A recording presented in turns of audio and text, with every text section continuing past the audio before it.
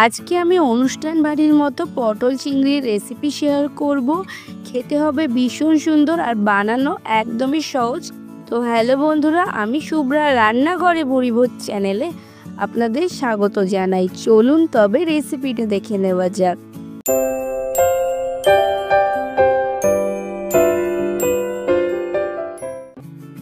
অনুষ্ঠান বাড়ির মতো পটল চিংড়ি বানানোর জন্য এখানে আমি 500 গ্রাম পটল খোসা ছাড়িয়ে দুটো টুকরো করে কেটে নিয়েছি।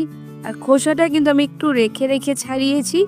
এখানে দুটো আলু আমি 4 টুকরো করে কেটে নিয়েছি। আর তার সাথে নিয়েছি এখানে 300 গ্রাম চিংড়ি, ভালো করে খোসা ছাড়িয়ে মাঝখানে সুতো বাদ দিয়ে ধুয়ে নিয়েছি।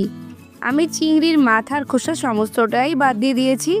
আপনারা চাইলে চিংড়ির মাথার অংশটা রাখতে পারেন। এরপর চিংড়ি মাছে দিয়ে দিলাম 1 চা চামচের 4 ভাগের 1 ভাগ হলুদ আর 1 চা চামচের 3 ভাগের 1 ভাগ লবণ। লবণ আর হলুদটা চিংড়ি মাছে খুব ভালো করে মাখিয়ে নেব। আর তারপর এটাকে সাইডে রেখে দেব। এদিকে একটা মশলা বানিয়ে নেব। মিক্সির জারে নিয়ে নিচ্ছি 1.5 ইঞ্চি পরিমাণে আদা, 5 কোয়া রসুন। রসুনের কোয়াগুলো কিন্তু আমার এখানে একটু বড় ছিল। আর একটা মাঝারি সাইজের টমেটো, 4টে কাঁচা লঙ্কা। সমস্ত কিছু মিক্সিতে মিহি পেস্ট করে নিয়েছি। আপনাদের রসুনের কোয়া ছোটো হলে এখানে কিন্তু 5টার বদলে 8টা রসুনের কোয়া দেবেন। এদিকে গ্যাসে কড়াই বসিয়ে দিয়েছি। কড়াই গরম হয়ে গেলে 2 টেবিল চামচ সাদা তেল, 1 টেবিল চামচ সর্ষের তেল দিয়ে দিয়েছি। তেল গরম হয়ে গেলে একে একে পটলগুলো আমি দিয়ে দিলাম। পটলগুলোকে নেড়ে চেড়ে ভেজে নেব। আমি কিন্তু এখানে পুরো রান্নাটাই সর্ষের তেল আর সাদা তেল মিশিয়ে করেছি, তবে আপনারা চাইলে যে কোনো একটা তেলে করে নিতে পারেন। পটলটাকে হাই টু মিডিয়াম ফ্লেমে রেখে 5 থেকে 6 মিনিট ধরে সুন্দর লাল লাল করে ভেজে নেব। তো দেখুন পটলটা ভাজা হয়ে গেছে। পটল ভাজার সময় কড়াইটা একটু কালো দাগ হয়ে যায়, এতে কিন্তু কোনো অসুবিধা নেই। তেল ছেঁকে পটলগুলোকে আমি তুলে নিচ্ছি।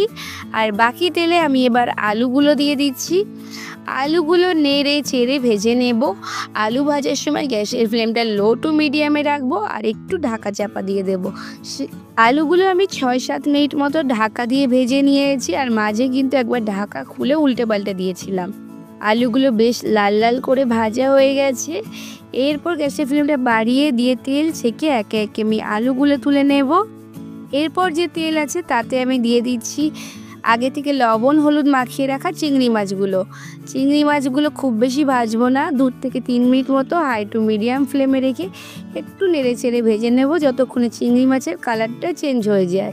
চিংড়ি মাছ কিন্তু খুব বেশি ভাজলে শক্ত হয়ে যায়, তাই খুব বেশি ভাজা যাবে না। তো দেখুন চিংড়ি মাছের গায়ে হালকা দাগ ধরেছে। এরপর আমি মাছগুলোকে তুলে নিচ্ছি। চিংড়ি মাছ ভাজতে ভাজতে আমার কিন্তু প্রায় পুরো তেলটাই লেগে গেছে, তাই জন্য আমি চিংড়ি মাছগুলোকে তুলে নিই। কড়াইতে যে দাগটা হয়েছে সেটা একটু পরিষ্কার করে নেব।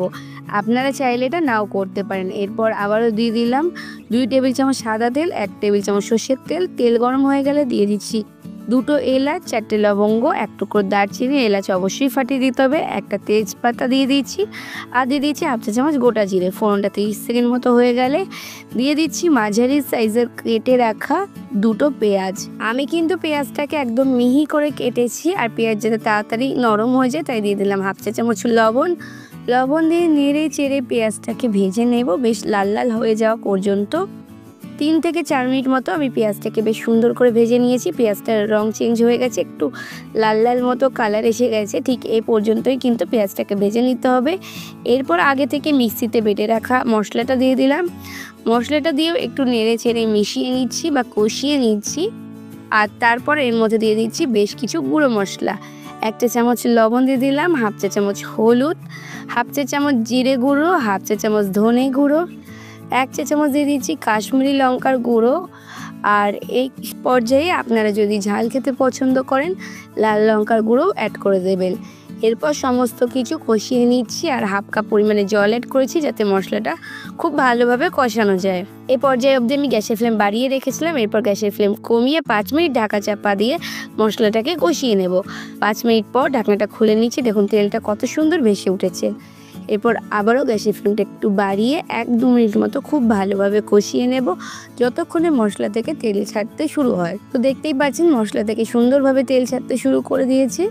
মশলাটা কিন্তু খুব ভালো করে কষাতে হবে। মশলা কষানো যত ভালো হবে রান্নার স্বাদ কিন্তু ততটাই ভালো হবে। তো মশলাটা সুন্দর করে কষানো হয়ে গেছে, তাই আমি এই পর্যায়ে দিয়ে দিচ্ছি আগে থেকে ভেজে রাখা আলু আর পটলটা। আলু আর পটল দিয়েও আবারও একটু নেড়ে চেড়ে মিশিয়ে নিচ্ছি আর কষিয়ে নিচ্ছি। গ্যাসের ফ্লেমটা কিন্তু এ পর্যায়ে একদম লোতে রাখতে হবে, আর লো ফ্লেমে রেখেই কিন্তু মশলাটাকে কষাতে হবে। তো আমি ঢাকা চাপা দিয়ে 5 মিনিট মতো কষিয়ে নিচ্ছি। 5 মিনিট পর ঢাকনাটা খুলে নিচ্ছি, আর দেখুন মশলা থেকে কিন্তু খুব সুন্দর করে তেল ছেড়ে দিয়েছে। এরপর একটু নেড়ে চেড়ে মিশিয়ে নিয়ে দিয়ে দেব আগে থেকে ভেজে রাখা চিংড়ি মাছগুলো। চিংড়ি মাছগুলো দিয়েও পটল আর আলুর সাথে আবারও একটু নেড়ে চেড়ে কষিয়ে নিচ্ছি। আর মিশিয়ে নেবার পর বেশিক্ষণ কিন্তু কষাবো না, 30 সেকেন্ড বা 1 মিনিট মতো একটু মিশিয়ে নিয়েছি। এরপর আমি ঢাকা চাপা দিয়ে 2 মিনিট মতো কষিয়ে নেব। আর 2 মিনিট পর আবারও ঢাকনাটা খুলে একটু মিশিয়ে নিয়ে দিয়ে দেব উষ্ণ গরম জল। আমি এখানে 1 কাপ মতো জল দিচ্ছি। এটা কিন্তু খুব বেশি ঝোল হবে না, সেমি গ্রেভি হবে। আর আমার আলু আর পটলটা মোটামুটি কিন্তু সেদ্ধ হয়ে গেছে, তার জন্য খুব বেশি পরিমাণে জল আমি এখানে অ্যাড করিনি।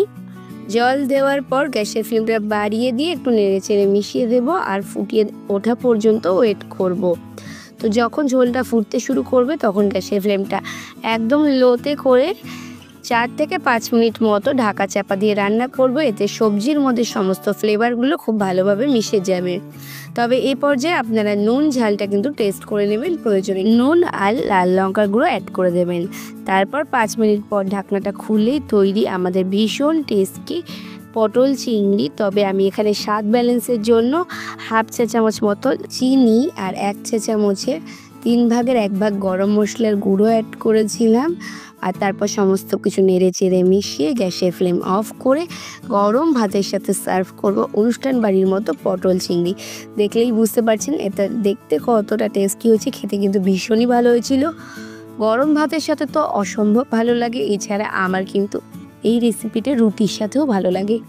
তাহলে বন্ধুরা, আমার আজকের রেসিপিটা কেমন লাগলো অবশ্যই কমেন্টস করে জানাবেন। ভালো লাগলে লাইক শেয়ার করে অন্যদের দেখার সুযোগ করে দেবেন। আর যদি এখনও আমার চ্যানেলটাকে সাবস্ক্রাইব না করে থাকেন তাহলে তাড়াতাড়ি সাবস্ক্রাইব করে পাশে থাকা বেল আইকনে ক্লিক করে দেবেন, যাতে পরবর্তীকালে চ্যানেলে যখন নতুন কোনো রেসিপির ভিডিও আপলোড করব সবার আগে আপনাদের ফোনে নোটিফিকেশান পৌঁছে যায়। আজকে এ পর্যন্তই, আবার আসবো অন্য কোনো দিন অন্য কোনো রেসিপি নিয়ে। ততক্ষণ ভালো থাকবেন, সুস্থ থাকবেন।